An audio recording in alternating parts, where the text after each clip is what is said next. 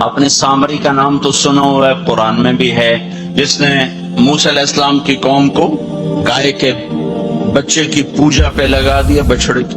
اللہ نے کہا سب کو قتل کرو، سارے پکڑے گئے، قتل کیے گئے۔ سامری بھی آ گیا، موسیٰ علیہ السلام نے کہا قتل کرو، جبریل آ گیا۔ موسیٰ، اللہ تعالیٰ کہہ رہے ہیں اسے قتل نہ کرو، یہ اپنی موت آپ مرے گا۔ تو موسیٰ علیہ السلام کہنے لگے جو سارے کفر کا سبب بنا اسے کیوں چھوڑ رہے ہیں؟ تو اللہ تعالیٰ نے کہا سخی ہے، سخی کو قتل کرنا مجھے اچھا نہیں لگتا، چھوڑ دو، اپنی موت آپ مر جائے گا۔ کافر کو سخاوت قتل سے بچا گئی۔ جب ایمان والا کوئی مرد عورت سخی ہوگا تو اللہ کی بارگاہ میں کیسے اونچے مرتبے لے کر جائے۔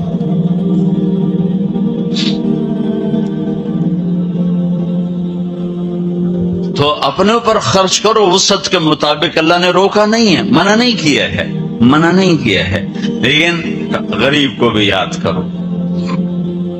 زکوٰۃ کو فرض قرار دی، اور آپ نے فرمایا جس نے مزدور سے کام لیا اور اس کو مزدوری نہ دی، یہ تمہارے کراچی میں ہر وقت ہو رہا ہے، ہر جگہ ہو رہا ہے، جتنا بڑا کوئی طاقتور ہے اتنا وہ اپنے نوکروں پر ظالم بھی ہے، جابر بھی ہے، اور ان کے حقوق بھی مارتا ہے، چون فریاد ہی نہیں کر سکتا۔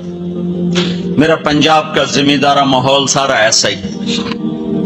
تو آپ نے فرمایا جس نے مزدور سے کام لیا اور اسے موقع پہ تنخواہ نہ دی اور اس کے پیسے مار لیے، تو اس مزدور کا قیامت کے دن میں وکیل بنوں گا، میں اس کا کیس لڑوں گا، اور جس کا کیس میرے نبی نے لے لیا پھر اگلا کوئی بچ کے جا سکتا ہے کہیں؟ ہم مزدور کا پسینہ خشک ہونے سے پہلے اس کے ہاتھ میں پیسے پکڑا دو۔ پھر مزدور سے فرمایا، یہ دونوں طرف کا خوبصورت، کیا دین خوبصورت ہے، کہ جو اپنے نوکر کی، جو اپنے مالک کی نوکری بھی پوری دیانتداری سے کرے اور اللہ کی بندگی بھی دیانتداری سے کرے تو اسے ہر کام پہ دگنا اجر ملے گا، دگنا۔ یعنی میں ایک نماز پڑھتا ہوں، میری 10 ہیں، اس کی 20 ہوں گی۔ میں ایک روزہ رکھتا ہوں، میرا 1 ہے، اس کے 2 ہوں گے۔ میں ایک قرآن ختم کرتا ہوں، میرا 1 ہے، اس کے 2 ہوں گے۔ ایک طرف اپنے مالک کے ساتھ دیانتداری سے نوکری کر رہا ہے اور ایک طرف اپنے اللہ کے ساتھ دیانتداری سے بندگی کر رہا ہے، دگنا اجر ہو جائے گا۔ تو مال خرچ کرنا یہ تیسری بنیاد۔ چوتھی بنیاد ہے روزہ۔ لا الہ الا اللہ یہ کلمہ تعارف ہے، کلمہ معرفت ہے۔ نماز اس تعارف کو محبت میں بدلنے کا ذریعہ ہے۔ زکوٰۃ، لا الہ الا اللہ یہ تعارف ہے۔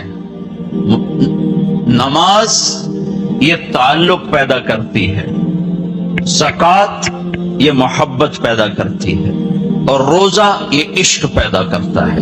یہ یوں ترتیب چل رہی ہے۔ ایک دم حج پہ ہم چڑھ جاتے ہیں، یہ پچھلی سیڑھیاں طے نہیں کرتے، جیسے جاتے ہیں ویسے ہی واپس آ جاتے ہیں۔ تو لا الہ الا اللہ محمد رسول اللہ یہ تعارف کا کلمہ ہے، تعارف ہو رہا ہے، پہچان ہو رہی۔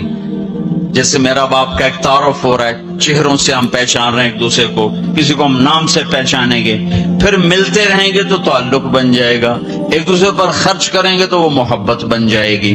تو لا الہ الا اللہ محمد رسول اللہ یہ کلمہ معرفت ہے، پہچان۔ نماز اس معرفت کو تعلق میں بدلتی ہے، اور پھر زکوٰۃ اس تعلق کو محبت میں بدلتی ہے۔ پھر محبت کو آگے پروان چڑھا کے عشق تک پہنچانا ہے تو اس کے لیے بھوکا پیاسا رہنا اس کا لازمی امر ہے۔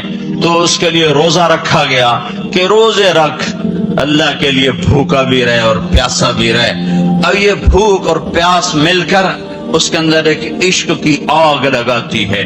پھر یہ عشق مجبور کرتا ہے کہ محبوب کو دیکھوں تو صحیح، اس کا دیدار تو کروں، اور نہیں تو اس کے گھر کا دیدار کروں، کہیں تو نظر آئے، کہیں تو کوئی آثار دیکھوں۔ تو پھر اس کے لیے بلایا گیا کہ اب آؤ والہانہ، عاشقانہ، مجنونانہ، چونکہ جو عاشق ہوتا ہے وہ زیب و زینت سے بے نیاز ہوتا ہے، وہ تو دیوانوں کی طرح آتا ہے، لہذا کہا بھائی دیوانوں کی شکل بناؤ، ٹوپی اتار دو، خوشبو پھینک دو، کنگھی پھینک دو، کفن پہن لو، جوتا بھی ایسا ہو کہ صرف تمہیں گرمی سے بچائے، سردی سے بچائے، اور آؤ میرے گھر کی طرف۔ کراچی میں کہا تضرعا و خفیہ، مجھے یاد کرنا تو آہستہ آہستہ، شور نہ مچایا کرو۔ اور جب بیت اللہ میں بلایا قال عجب الثج، شور مچاتے ہوئے آؤ، کہ دیوانے شور مچاتے ہوئے پہچانے جاتے کہ دیوانہ ہے، بڑا سنجیدہ تو تھا، بڑا عقل مند ہے، کہ نہیں وہاں عاشق بن کے جانا ہے۔ عاشق ہوں میں عشق کما میں، یہ میری زبان کی شاعری ہے، تمہیں مزہ آئے نہ آئے مجھے مزہ لینے دو۔ عاشق ہوں میں عشق کما میں، دل رکھیں وانگ پہاڑاں ہو، سہ سہ بدیاں ہزار غلام ہیں، کر جانے باغ بہاراں ہو، منصور جے چک سولی دیتے، جڑے واقف کل اسراراں ہو، سجدیں سر چائیں نباہو، توڑے کافر کہن ہزاراں ہو، عاشق سوئی حقیقی جڑا، قتل معشوق دے مننے، سر نو جوڑے تے مکھ نہ موڑے، ومیں 100 تلواراں کھنے، سچا عشق حسین علی دباہو، سر دتے تے راز نہ بھنے۔ یہ حج ہے، یہ حج ہے۔ اب الحب ان یخفا وقد کم کتمتہ فاصبح عندی قد اناخ وطنبا۔ یہ ایک لڑکی بیت اللہ کا طواف کر رہی تھی اور یہ شعر پڑھ رہی تھی، اذا شد شوقی ہام قلبی بذکرہ وان رمت قربا من حبیبی تقربا۔ اور جنید بغدادی طواف کر رہے اور ان کے کانوں میں شعر پڑے، اور شعروں کا ظاہر بڑا عجب ہے کہ میں نے تو محبت کو بہت جھٹکے دیے، بہت اپنے آپ کو بچایا، پر عشق نے میرے دل میں ڈیرے ڈال دیے اور خیمے گاڑ دیے، تنابیں کس دیں، مجھے کہیں کا نہ چھوڑا، مجھے کسی کا نہ چھوڑا، میں ایک ہی کی ہو کے رہ گئی۔ جب اس کا خیال آتا ہے تو میں پاگل ہو جاتی ہوں، جب وہ نظر آتا ہے تو میں ہوش میں آتی ہوں۔ تو وہ جنید بغدادی کہنے لگے وہ لڑکی بیت اللہ میں کیا کہہ رہی۔ تو اس نے دیکھا اور ہنس پڑی، لولا التقى لم احجر عن طيب الوطن۔ کیا سمجھے ہو، میری بات کو غلط سمجھے ہو، مجھے میرے رب کا عشق رات کے اندھیرے میں یہاں لایا، میں کسی اور کی بات نہیں کر رہی۔ پھر کہنے لگی تم کس کا طواف کر رہے ہو؟ تو جنید کہنے لگے بیت اللہ کا۔ تو وہ زور سے ہنس پڑی اور یوں آسمان کو دیکھا، کہنے لگی واہ میرے رب، تیرے بھی کیسے دیوانے بندے ہیں جو تجھے چھوڑ کے پتھروں کا طواف کرتے ہیں، جو تجھے چھوڑ کے پتھروں کا طواف کرتے ہیں۔ جنید فرماتے میں تو بے ہوش ہو کے گر گیا، جب ہوش آیا تو وہ بچی جا چکی تھی۔ تو لا الہ الا اللہ محمد رسول اللہ پہ محنت تعارف، نماز پہ محنت تعلق، مال کا خرچ کرنا محبت، روزے رکھنا عشق، اور حج پھر وصال ہے، ملاپ ہے، ملاقات ہے۔ دیکھو نا، کوئی عبادت کی شکل ہی نہیں ہے کہ ایک آدمی ننگے سر ہے، 2 چادریں پہنی ہوئی ہیں اور بیت اللہ میں چکر لگا رہا ہے۔ بھائی کیا کر رہے ہو؟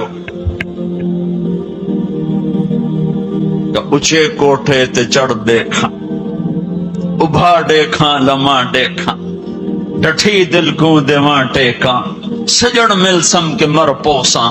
یہ طواف ہے کہ میں تو کبھی دائیں دیکھتی ہوں، کبھی بائیں دیکھتی، کبھی آگے کبھی پیچھے، کہیں میرا محبوب نظر آئے، نہ نظر آئے تو میں مر جاؤں گی، جان کی بازی ہار بیٹھوں گی، میں محبوب کی تلاش تیرے کوچے اس بہانے، مجھے دن سے رات کرنا، کبھی اس سے بات کرنا، کبھی اس سے بات کرنا۔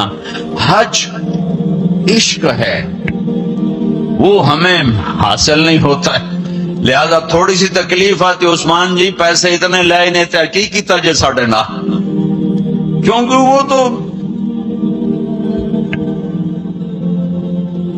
کھانے پینے کا پروگرام ہے، کھابا پروگرام ہے، کیا بوفے مجھے یاد نہیں آ رہا تھا، بوفے ٹھنڈا ملا ہے، اس کے تو تصور میں ہی نہیں ہے کہ میں کسے ڈھونڈنے آیا ہوں۔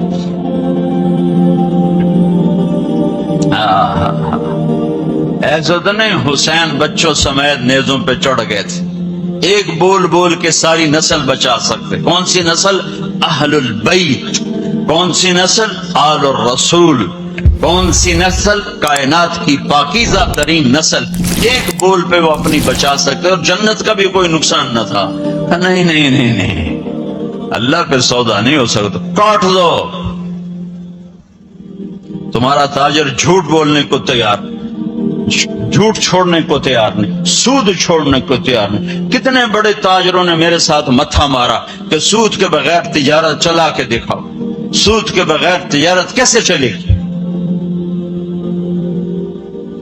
کہ اللہ مطلب اللہ کو مقصود نہیں بنایا، اللہ کو ڈھونڈنا پانا اور اللہ کی طلب زندگی کا مقصد نہیں بنایا۔ یہی دھوکے کے گھر اور مچھر کے پر اور مکڑی کے جالے کی دوڑ ہے۔ اسی کو عزت سمجھا، اسی کو بڑائی سمجھا، اسی کو بلندی سمجھا، اسی کو معراج سمجھا۔ آج آنکھ بند ہوگی تو پتہ چلے گا کہ میں تو کسی بہت بڑے دھوکے کا شکار ہو کے آیا ہوں۔ اس لیے قیامت کے دن کو یوم التغابن بھی کہتے ہیں، تغابن کے نام پر سورت اتری ہے کہ اس دن لوگوں کو پتہ چلے گا ہائے ہائے دھوکے میں رہ گئے۔ ذالک یوم التغابن، یہ ہے جس دن دھوکا کھلے گا کہ ہم تو دھوکے میں رہ گئے۔ تو بھائیو بہنوں، حج کا اصل موضوع سمجھو، اللہ کو پانا اور اللہ کے لیے جینا اور اللہ کے لیے مرنا اور اللہ پہ مٹ جانا، یہ حج کا مغز ہے، یہ حج کی روح ہے۔ باقی اس کے اعمال ہیں، کچھ سفر کی ضرورتیں ہیں، کچھ وہاں رہنے کی ضرورتیں ہیں، کچھ حج کے جو شرعی اعمال ہیں کچھ ان کی ضرورتیں ہیں، ہے لیکن جو حج کی روح ہے وہ ہے اللہ کو ڈھونڈنا، قبلہ بدلنا، قبلہ یہ دل اللہ کو دینا۔ ایک صحابہ نے پوچھا یا رسول اللہ مل اسلام، یا رسول اللہ اسلام کیا ہے؟ آپ نے کہا ان تسلم قلبک للہ، دل اللہ کو دے دے، یہ اسلام ہے، دل اللہ کو دے دے، یہ اسلام ہے۔ تو بھائیو بہنوں طے کر کے جاؤ کہ زندگی کو بدل کے واپس آنا۔ اتنے سال اپنی مرضی کے گزار لیے، تو اب اللہ سے مل کے آ رہے ہیں، تو اب باقی زندگی اس کی مرضی پہ گزار دیں۔ اتنا زمانہ اپنی مرضی پہ گزارا ہے، تو اب باقی جو وقت حج کے بعد گزرے گا وہ اللہ کی مرضی پہ گزاریں کہ جو اللہ کہے گا وہ کریں گے، جس سے روکے گا اس سے روکیں گے، جو وہ فرمائے گا اس پر لبیک کہیں گے، جس سے ہٹائے گا اس سے پیچھے ہٹتے چلے جائیں گے۔ تو ہمیں اس کی روح حاصل ہو گئی۔ یہ عبادات ہیں، اور عبادات میں یہ سب سے عالی شان اللہ نے عبادت بنائی ہے الحج۔ اور ایک اور میں نے غور کیا، اللہ تعالیٰ نے نماز فرض کی تو فرمایا کہ ان الصلاۃ علی المؤمنین کتابا موقوتا، نماز ایمان والوں پر فرض ہے، اس میں اللہ کا نام کوئی نہیں ہے۔ کتب علیکم الصیام کما کتب علی الذین من قبلکم، تم پہ روزے فرض ہیں، اللہ کا نام اس میں کوئی نہیں ہے۔ من شہد منکم الشہر فلیصم، رمضان کا چاند دیکھو تو روزہ رکھو، اس میں اللہ کا نام کوئی نہیں ہے۔ لیکن جب اللہ نے حج کو فرض کیا تو میں وہ آیات دوبارہ پڑھ، ان الصلاۃ کانت علی المؤمنین کتابا موقوتا، نماز فرض۔ کتب علیکم الصیام کما کتب علی الذین من قبلکم، روزہ فرض، اقیموا الصلاۃ وآتوا الزکاۃ وانفقوا، زکوٰۃ فرض۔ اور جب اللہ تعالیٰ حج فرض فرمانے لگے تو اس کو یوں پیش کرتے کتب علیکم الحج، تم پہ حج فرض ہو گیا، یہ نہیں وَلِلَّهِ عَلَى النَّاسِ حِجُّ الْبَيْتِ مَنِ اسْتَطَاعَ إِلَيْهِ سَبِيلًا وَمَنْ كَفَرَ فَإِنَّ اللَّهَ غَنِيٌّ عَنِ الْعَالَمِينَ۔ جس طرح اللہ نے حج کو پیش کیا ہے، کسی عمل کو ایسے پیش نہیں کیا جس طرح اللہ پاک نے حج کو فرض بنا کے پیش کیا ہے، کسی فرض کو ایسے پیش نہیں کیا کہ نام ہی اپنا ہے، وَلِلَّهِ وَلِلَّهِ وَلِلَّهِ، اور یہ جو لام ہے، پہلے لام پھر اللہ تو بن گیا للہ۔ تو لام کے یہاں دو مطلب ہیں، للہ، بھائی حج کیوں کر رہے ہو؟ اللہ کے لیے کر رہا ہوں، اور کوئی حاجی تو نہیں کروانا، اللہ کے لیے کر رہا ہوں۔ وَلِلَّهِ، بھائی کدھر جا رہے ہو؟ احرام باندھا ہوا ہے، پتہ ہے حج پہ جا رہے ہیں، وہ بھی کہے گا حج پہ جا رہا ہوں، یہ کہے گا عمرے پہ جا رہا ہوں، لیکن اللہ نے تاثر کیا دیا ہے لام کے ذریعے سے، وَلِلَّهِ، کہاں جا رہے ہو؟ کہا جی میں اللہ کی ملاقات پہ جا رہا ہوں، اللہ نے بلایا ہے تو میں ملاقات کے لیے جا رہا ہوں، وَلِلَّهِ۔ اتنی خوبصورت ابتدا ہے، اور پھر آگے حج فرض کرنا ہے ایمان والوں پر، اور ایمان والوں میں مالداروں پر، اور مالداروں میں صحت مند پر۔ تین شرطیں ہیں، ایمان بھی شرط ہے، مال بھی شرط ہے، صحت بھی شرط ہے۔ مال والا ہے، صحت کوئی نہیں، حج سخت۔ ایمان والا ہے، مال کوئی نہیں، حج معاف۔ تو یہ تین، ایمان بھی ہو، مال بھی ہو، صحت بھی ہو، لیکن اللہ نے پیش کیسے کیا ہے؟ وَلِلَّهِ عَلَى النَّاسِ، علی الناس میں کافر، مسلم، مشرک، مومن، سب، مالدار، غریب، فقیر، امیر، سب، بیمار، صحت مند، سارے، معذور، دوسرے، سارے، علی الناس، علی الناس۔ ہے کوئی میرے بندوں میں جو اپنے رب سے ملاقات چاہتا ہو؟ ہے کوئی جو اللہ کی ملاقات چاہتا ہو؟ انداز یہ ہے۔ اور آگے چونکہ صرف مالداروں کو اور صحت مند کو لینا ہے تو کہا حج البیت من استطاع الیہ السبیلا، اس کو آخر میں لائے، پہلے نہیں لائے، آخر میں لائے کہ ہاں بھائی تمہارے رب کی تمنا تو یہ ہے کہ سارے ہی آ جاؤ میری ملاقات۔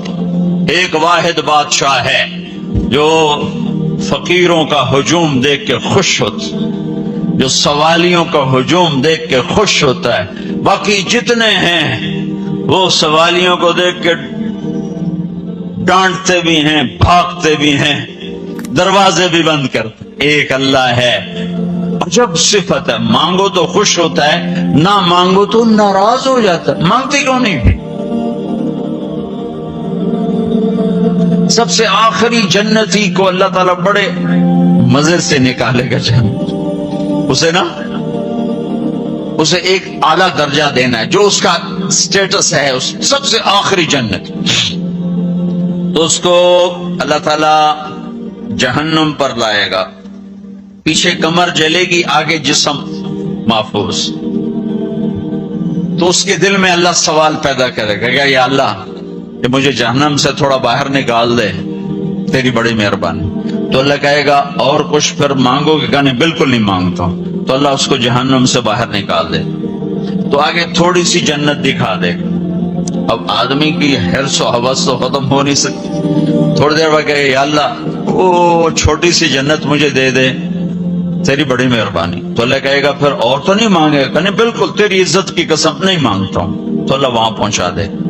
تھوڑی دیر کے بعد ایک اور اس کو درجہ دکھا دے، جب ادھر دیکھے گا پہلے آدمی پیدل کہتے اللہ سائیکل ہی دے دے، جب سائیکل آ جاتا ہے پھر کہتے ہیں اللہ موٹر سائیکل دے دے، جب موٹر سائیکل آ جاتا ہے پھر کہتا ہے یا اللہ گڈی دے دے چاہے سزوکی کیوں نہ ہوئے، جب سزوکی آ جاتی بھائی یا اللہ ٹوٹا ہی دے دے، تو آدمی کا حرص آگے آگے جاتا ہے، تو تھوڑی دیر تک تو دیکھتا رہے گا، پھر چپ، پھر کہے گا جی اللہ یہ مجھے درجہ دے دے، تیری بڑی مہربانی۔ تو اللہ فرمائیں گے پھر آگے تو نہیں مانگو گے؟ نہیں، تیری عزت کی قسم آگے نہیں مانگی، تو اللہ وہاں پہنچا دے گا، پھر اس کا اصلی مقام اس کو ظاہر کرے گا جہاں اس نے جانا ہے۔ وہ آخری جنتی، میرے نبی نے فرمایا میں آنکھوں سے دیکھ رہا ہوں جہنم سے نکل رہا ہے اور جنت میں جا رہا ہے، اس کا نام ہوگا جوہینہ، میرے نبی نے بتایا اس کا قبیلہ ہوگا جوہینہ، عرب قبیلہ ہے، عرب۔ اور جب وہ اس کو، وہ آخری جنتی، اس کو اس دنیا سے 10 گنا بڑی جنت اللہ عطا فرمائے گا، اس زمین سے 10 گنا بڑی، تو اللہ یوں دکھائے گا، تو اب وہ اس کو دیکھے گا تو اب جو نظر آ رہا ہے وہ حقیر ہو جائے گا، تو پھر اس کو سوچ آئے گی جو ہن منگے آتا کہ دیں گے ریورس گیئر نہ لگ جائے، دوبارہ پیچھے دوزخ کی واپسی نہ ہو جائے، تو لہذا چپ، اندر میں ابال اٹھ رہے ہیں کہ مانگوں، اور ڈر لگ رہا ہے کہ اتنی دفعہ قسمیں کھائیں توڑ دیں، قسمیں کھائیں توڑ دیں، تو کہیں اللہ تعالیٰ آگے چل بہنوں واپس کر دو، تو لہذا چپ کر کے بیٹھو، اللہ تو اندر کا بھید جانتا ہے۔ تھوڑی دیر کے بعد اللہ کہے گا مانگتے کیوں نہیں، مانگتے کیوں نہیں؟ کہے گا یا اللہ سألتک حتی استحییت وحلفت فیک حتی استحییت، یا اللہ میں نے اتنا مانگا کہ مانگتے شرم آتی ہے، اور اتنی دفعہ قسمیں توڑی ہیں کہ اب قسم توڑتے ہوئے شرم آتی ہے، تو اللہ تعالیٰ فرمائیں گے واہ واہ تو نے مجھے لگتا ہے سمجھا ہی نہیں، اچھا اگر میں تمہیں دنیا سے 10 گنا بڑی جنت دے دوں تو راضی ہے؟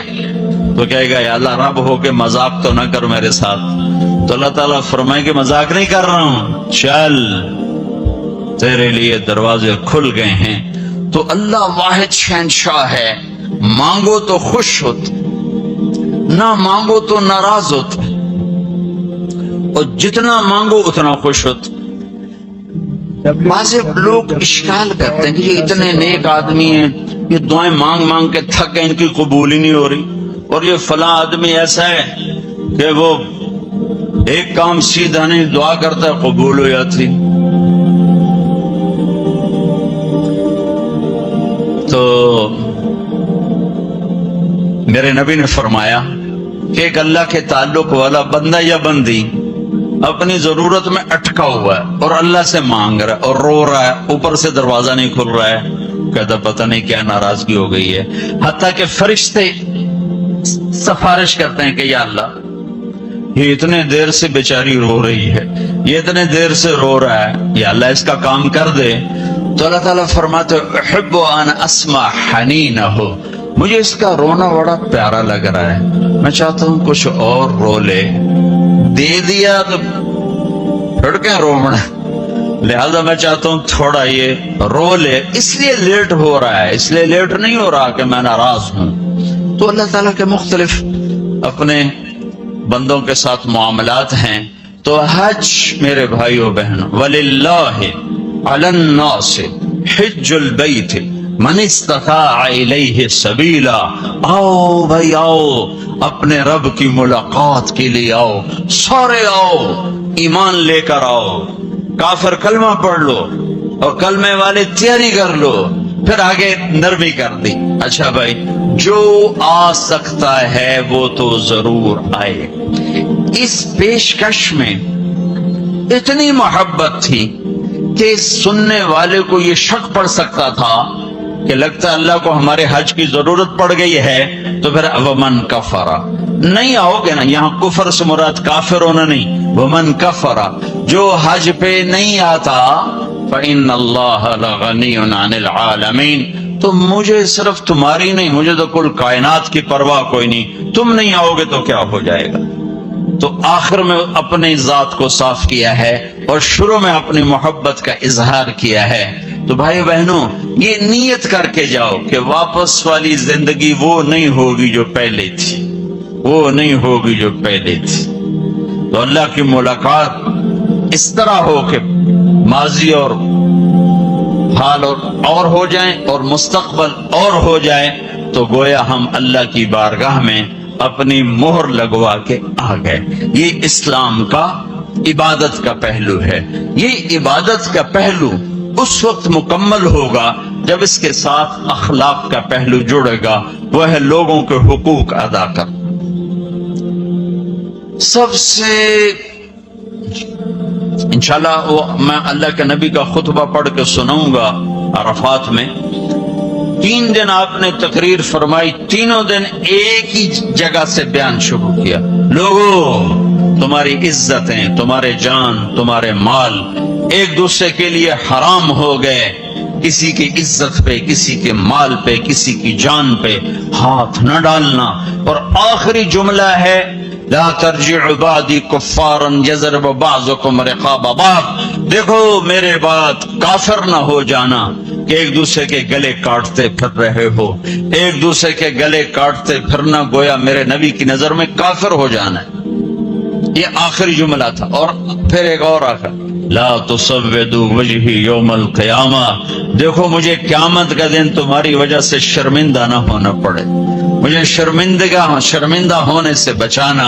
یہ آپ کے خطبات کے آخری الفاظ ہیں۔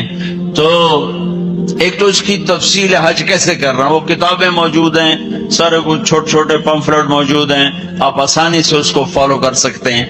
اور اگر اس میں کوئی اونچ نیچ ہو جاتی ہے تو مینا بکروں سے بھرا پڑا، 1 بکرا دے دو، 2 دے دو، 4 دے دو، 5 دے دو، جتنے مرضی دے دو، وہ ہو جائے گا۔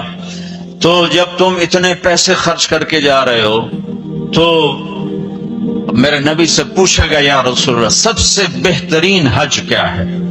الحج والثج، سب سے بہترین حج ہے لبیک کہنا زور زور سے اور قربانی کرنا اپنی وسعت کے حساب سے، خون بہانا، قربانی کرنا۔ ہمارے نبی اگر اپنی طرف سے قربانی کرتے تو ایک بکرا ذبح کر دیتے، ایک دمبا ذبح کر دیتے، ایک مینڈا چھترا۔ ساری زندگی ہمارے نبی عید قربان پر 2 قربانیاں کرتے تھے، 2 چھترے، ایک اپنی طرف سے کرتے تھے اور ایک امت کی طرف سے کرتے تھے، ساری تو۔ لیکن جب آپ نے حج کیا تو آپ نے کتنی قربانیاں فرمائیں؟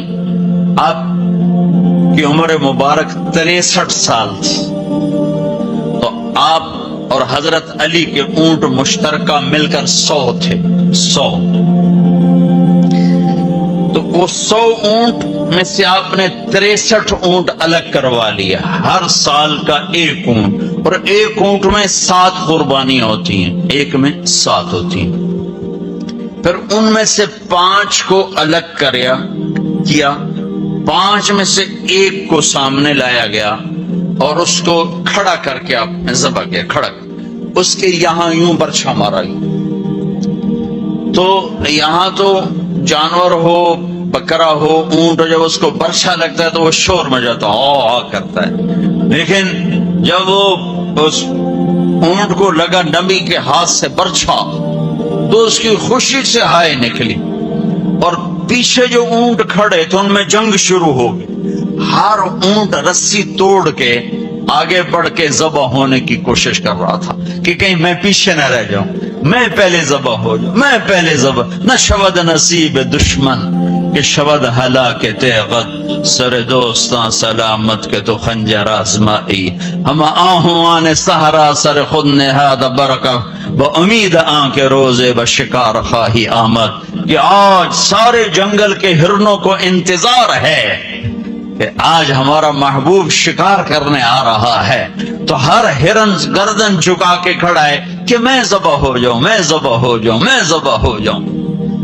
تو یہ شعر میرے نبی پہ فٹ آتا ہے کہ سارے اونٹوں میں جنگ شروع ہو گئی اور ہر ایک کا زور تھا میں ذبح ہو جاؤں، میں ذبح ہو جاؤں۔ آپ نے 63 اونٹ ذبح فرمائے اور برشا پھینک دیا، اور اپنی بیویوں کا حصہ اس میں نہیں رکھا، بیویوں کے لیے الگ قربانی کی، بیویوں بیگمات کے لیے الگ قربانی کی، اور اپنے 63 اور 7 ہر اونٹ میں، اور پھر یہاں تک فرمایا کہ علی جو گوشت بنائے اس کو مزدوری گوشت میں سے نہیں دینی، میں الگ سے دوں گا، اس کا ہر ٹکڑا اللہ کے نام پہ جانا چاہیے۔ گوشت میں سے مزدوری بھی نہیں دی، الگ سے مزدوری دی۔ اور پھر فرمایا کہ آؤ بھائی جو لے جانا چاہتا ہے لے جائے۔ پھر فرمایا حضرت علی سے کہا ایک ایک بوٹی سارے اونٹوں سے لے لو اور ایک دیگ چڑھا دو۔ تو وہ ایک ایک بوٹی سارے اونٹوں سے لے کر دیگ چڑھائی، پھر آپ نے اس کے پکنے کا انتظار کیا۔ جب وہ تیار ہو گئی تو پھر آپ نے، حضرت علی نے، چند اور صحابہ نے مل کر اس کا گوشت کھایا، شوربہ پیا، اور پھر اس کے بعد آپ طواف زیارت کے لیے تشریف لے گئے۔ تو اب مالدار لوگوں قربانی کرنا دل کھول کے، ماڑے ماڑے جانور نہ تلاش کرنا، بھائی سستا کڑا لمدا ہے، اللہ کے نام پہ لگانا۔ جھگی پھونک تماشا ویک ہماری پنجابی کی مثال ہے، لگا تو صحیح پھر دیکھ آتا کیسے ہے واپس۔ ایک صحابی ہیں ابو الدحداح، ایک آیت اتری من ذا الذی یقرض اللہ قرضا حسنا یضاعف له اضعافا کثیرا، تو وہ ایک انصاری صحابی نے آیت سنی، وہ بھاگے بھاگے ابو الدحداح، ارے آج عجب آیت آئی ہے، کیا کہ اللہ کہہ رہا کوئی ہے مجھے قرضہ دے میں واپس کروں کئی گنا کر کے۔ تو ابو الدحداح آئے دوڑے دوڑے، یا رسول اللہ کیا اللہ نے یہ کہا ہے کہ مجھے قرضہ دو میں واپس کروں؟ ہاں۔ کہا یا رسول اللہ اللہ کو کیا ضرورت قرضہ مانگنے کی، کہ اللہ چاہتا ہے اس کے بدلے اللہ تمہیں جنت دے۔ کہا اچھا اگر میں اللہ کے نام پہ دوں تو آپ وعدہ کرتے ہیں میری جنت کا؟ ہاں وعدہ۔ کہ میری بیوی کی جنت کا؟ کہا ہاں وعدہ۔ کہ میرے بچوں کی جنت کا؟ کہا ابو الدحداح تو زیادہ ہی مانگتا جا رہا ہے، پر تیرے بچوں کا بھی؟ اور یا رسول اللہ ہاتھ بڑھائیں، میرے 2 باغ ہیں دونوں اللہ کے نام پہ صدقہ۔ ہم کہا نہیں ایک دے دو، ایک رکھ لو، ایک بچوں کے لیے رکھو، ایک اللہ کے نام پہ دو۔ اچھا پھر میرا وہ باغ جس میں 600 کھجوریں ہیں وہ میں نے اللہ کو دے دیا۔ ہم کہا ٹھیک ہے جا تو، تیرے بچے، تیری بیوی، جاؤ جنت۔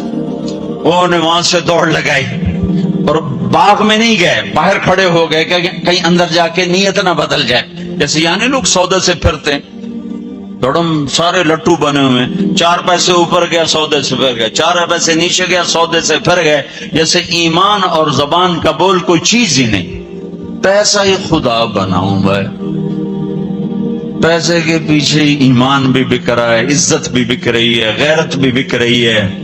میرے نبی نے فرمایا میرا امتی ہر گناہ کر سکتا ہے، ایک جھوٹ نہیں بول سکتا، ایک دھوکہ نہیں دے سکتا۔ سارا کراچی جھوٹ اور دھوکے کا، کراچی نہیں میرا ملتان لے لو، لاہور، سندھ، بلوچستان لے لو، سرحد لے لو، جھوٹ جھوٹ جھوٹ، دھوکا دھوکا دھوکا۔ میرا امتی ہر گناہ کر سکتا ہے، جھوٹ نہیں بول سکتا، دھوکا نہیں دے سکتا۔ ساری تجارت، سارا سب کچھ اس پہ آ چکا۔ تو آپ باہر کھڑے ہو گئے، کہنے گئے ام الدحداح، بیوی کو بلایا، کہا کیا ہوا؟ کہا باہر آؤ باہر آؤ باہر آؤ۔ کیوں؟ کہا باغ اللہ کو دے دیا۔ اچھا اس کے بدلے میں تیری میری بچوں کی جنت پکی ہو گئی۔ ان کا ربح البیع ربح البیع، مبارک ہو مبارک ہو، بڑا اچھا سودا کیا، بڑا اچھا سودا کیا، بڑا اچھا سودا کیا۔ تو بھائیو گن گن کے رکھنے کے شوق نہ کرو، لگانے کا شوق رکھو، اپنے اوپر بھی لگاؤ، اللہ روکتا نہیں۔ کماؤ حلال، حرام نہ ہو، جھوٹ نہ ہو، سود نہ ہو، خیانت نہ ہو، جوا نہ ہو، سٹا نہ ہو، ذخیرہ اندوزی نہ ہو۔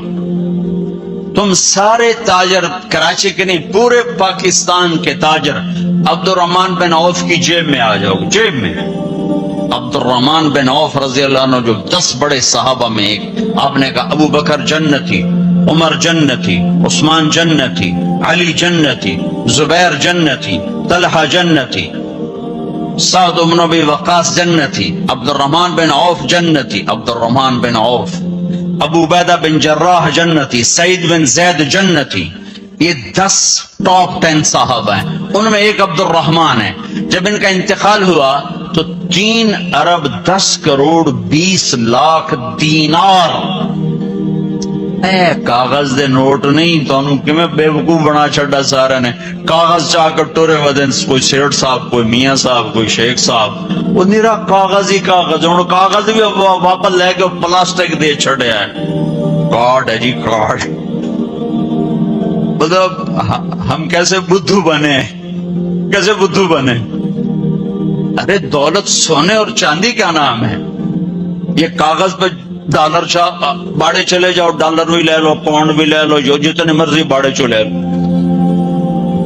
تمہیں بیوقوف بنایا ہے دنیا کے بنیوں نے، تمہیں کاغذ پکڑا دیے، تم سے جائیدادیں لے لی،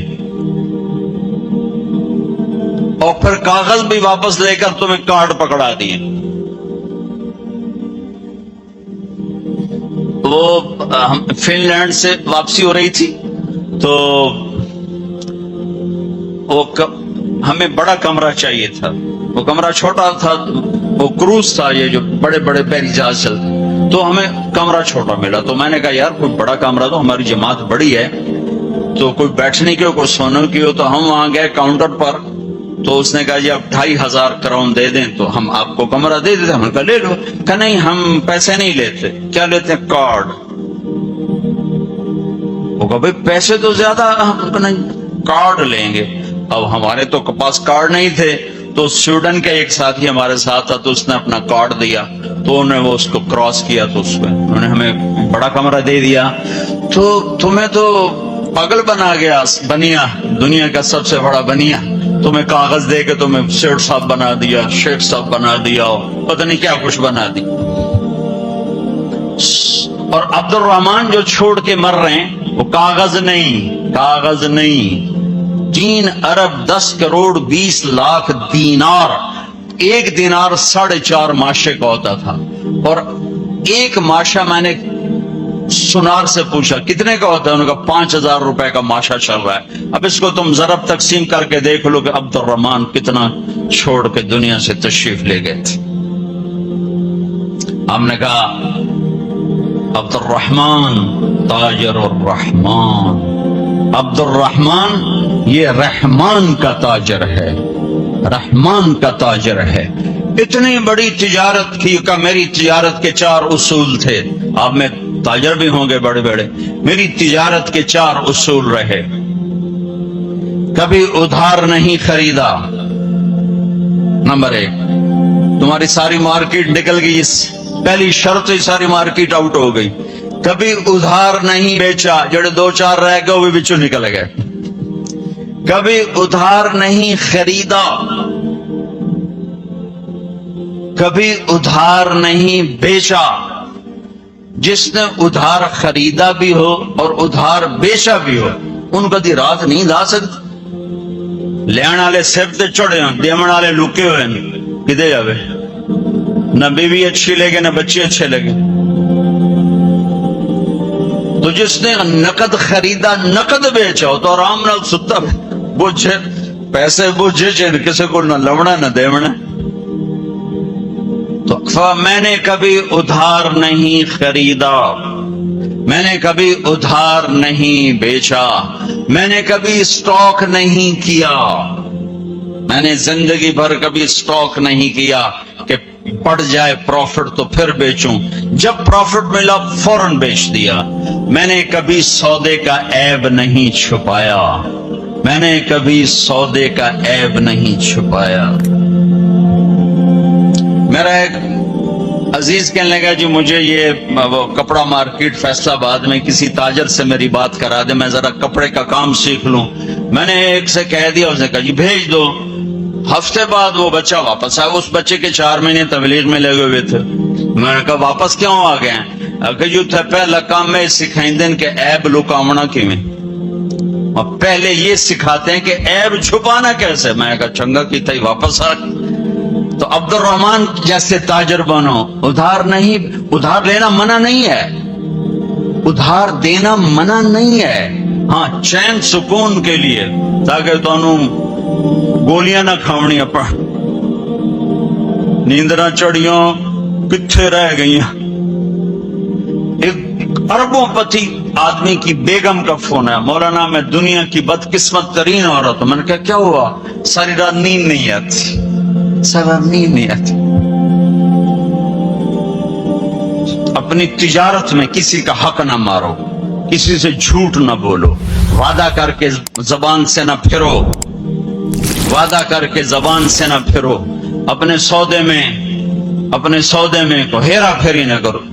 उसमें कुछ मसला तो बताओ।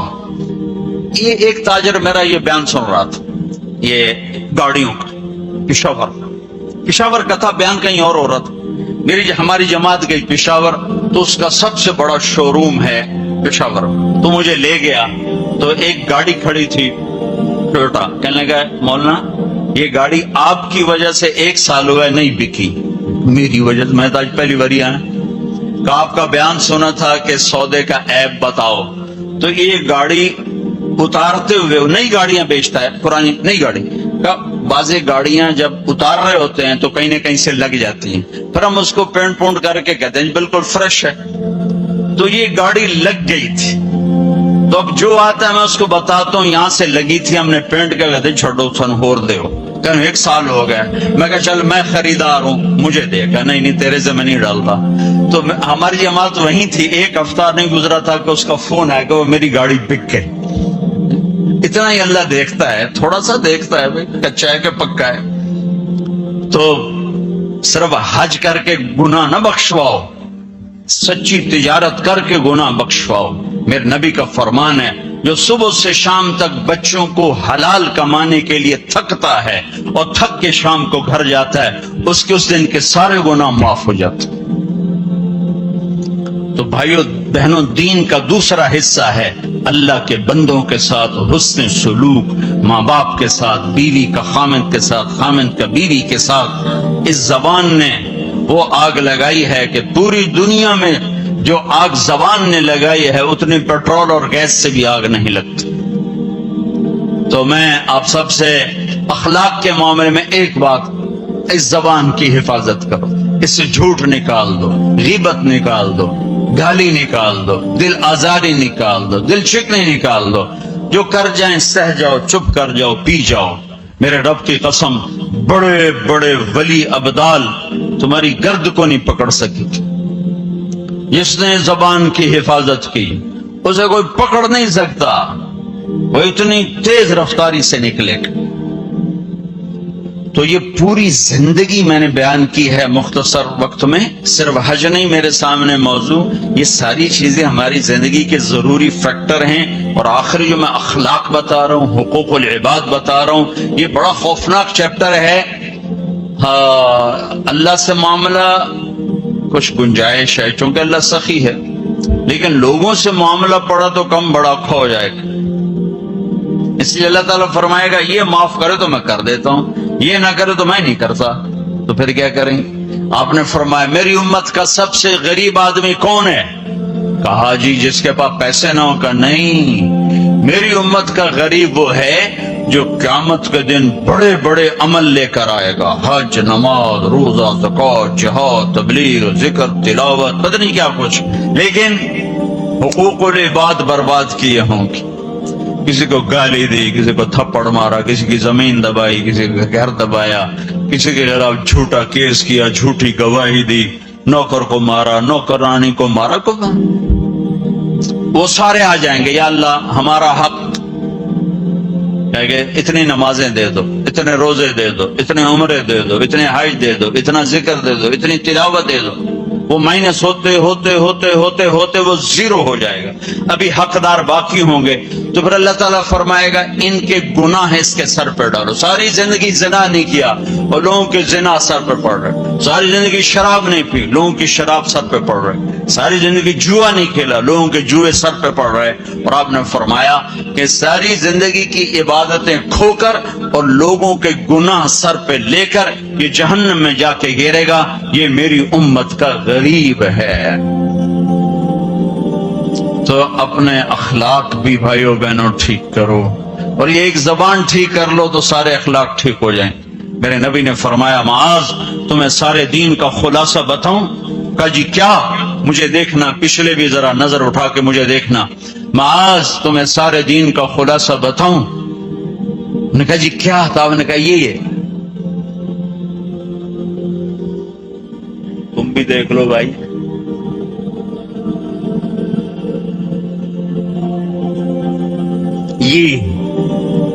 یہ قابو میں ہے، سارا دین میرے ہاتھ میں ہے. یہ قابو میں نہیں ہے تو ہر شے ہاتھ سے جا رہی ہے، جا رہی ہے، جا رہی ہے، جا رہی ہے. لہذا سہنا سیکھو، سہنا سیکھو. گھر ٹوٹ رہے ہیں، طلاقوں کی ریشو بڑھ رہی ہے کہ سہنا نہیں سکھایا ماں باپ نے.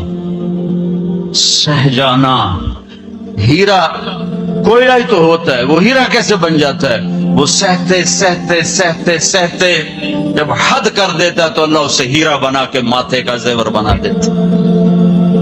تو سہنا سیکھو، برداشت کرنا سیکھو. اپنے بچوں کو سکھاؤ، خاص طور پر بیٹیوں کو سکھاؤ کہ ہمارا سسرال 100% ظالم معاشرہ ہے. میں بڑے درد سے یہ بات کہہ رہا ہوں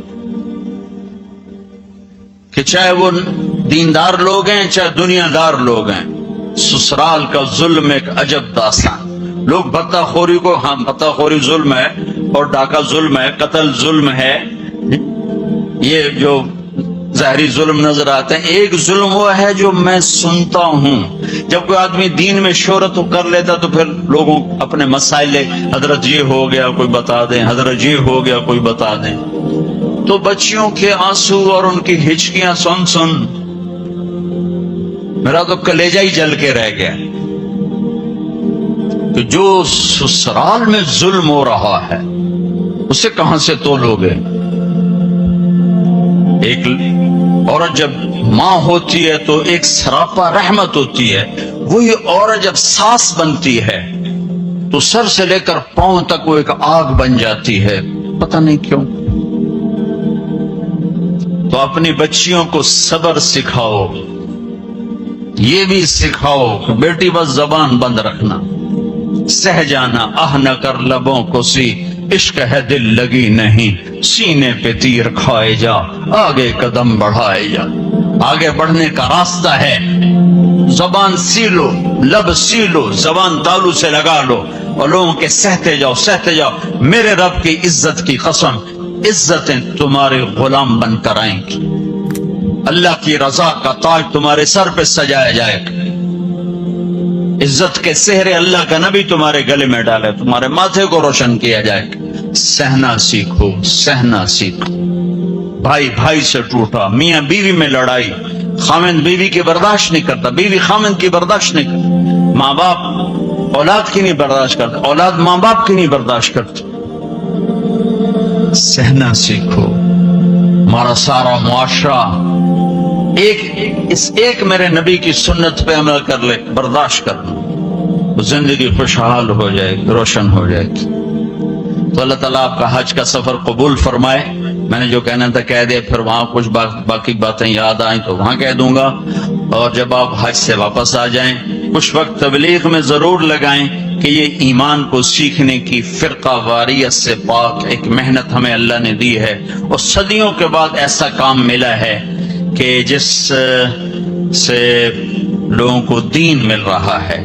اسپین میں جہاں میرا بیان تھا وہ ایک ہال تھا بہت بڑا، جس میں سارے دنیا سے علماء آتے ہیں یا کوئی سیاسی لوگ آتے ہیں، تو وہ وہاں ان کی تقریریں ہوتی ہیں. لہذا وہاں ایک سسٹم ہے کہ جو بھی اسپیکر بیان کرے گا آٹومیٹک اس کا بیان اسپینش میں ٹرانسلیٹ ہو کر پولیس کے پاس چلا جائے گا. تو میں نے وہاں بیان کیا تو رات کو لیٹ نائٹ ایک ساتھی ہے کہ جو چیف پولیس ہے، یعنی ڈی آئی جی سمجھ لو، وہ کہتا ہے کہ میں نے آپ کے اس عالم سے ملنا ہے، میں ان سے ملنا چاہتا ہوں. تو میں نے کہا ٹھیک ہے مل لیتے ہیں. تو 2 دن کے بعد ہماری ملاقات ہوئی. وہ کہنے لگا کہ جو باتیں آپ نے کی ہیں ہم نے کبھی زندگی میں سنی نہیں، ہمارے پاس تو ہر چیز آتی ہے. آپ نے اسلام پیش کیا ہے، آپ نے انسانیت کو پیش کیا ہے. یہ غیر مسلم کہہ رہا ہے، غیر مسلم کہ اگر ہر آنے والا اسکالر ایسے ہی بولے جیسے آپ بولے ہیں تو ساری دنیا میں امن قائم ہو جائے گا. میں آپ سے درخواست کرتا ہوں آپ سال میں 2 دفعہ اسپین آیا کریں, 2 دفعہ. میں کہا بھائی ذمہ داراں دا بوجھ ویل لوندا ایڈے میرے کو ٹکٹ فالتو کوئی نہیں کہ یہ تو تمہیں سنا رہا ہوں.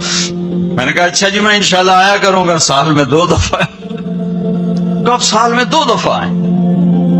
آپ کی باتوں کی صرف مسلمانوں کو ضرورت نہیں ہے, ہماری قوم کو بھی ضرورت ہے جو باتیں آپ نے کی. تو میں نے کیا بیان کیا؟ اخلاق. یہ جو آپ سے بیان کر رہا ہوں, عبادات تو وہ سمجھتے نہیں, میں نے نماز کی بات کیوں نہیں کیا خبر, لیکن اب میں اخلاق کو بولا, ماں کے ساتھ کیا کرنا ہے, بیوی کے ساتھ کیا کرنا ہے, باپ کے ساتھ, بہن کے ساتھ, بھائیوں کے ساتھ, بچوں کے ساتھ, پڑوسیوں کے ساتھ, تو وہ ہل کے رہے. پونا گھنٹہ میرے پاس بیٹھا ہے. تو میں نے ساتھیوں سے کہا کہ چھوٹے چھوٹے گفٹ لانا, ان کو دیں گے. جب وہ مجلس ختم ہوئی تو میں نے وہ تھے یہ اپنا خوشبو تھی, تو میں نے کہا ہمارے نبی کی سنت تھی جب کوئی اہم لوگ آتے تھے تو آپ ان کو ہدیہ دیتے تھے, تو میں اپنے نبی کی سنت میں آپ کو یہ گفٹ کرتا ہوں. تو تینوں کھڑے ہو, انہوں نے کھڑے ہو کر وہ مجھ سے وصول کیے. اور پھر جب وہ گئے تو مجھے میرے سامنے نہیں دوسرے سے کہا کہ ہم اور بھی مسلم اسکالر سے ملے ہیں, ہمیں کسی نے اتنی عزت نہیں دی جتنی آپ کے اس ساتھی نے دی ہے.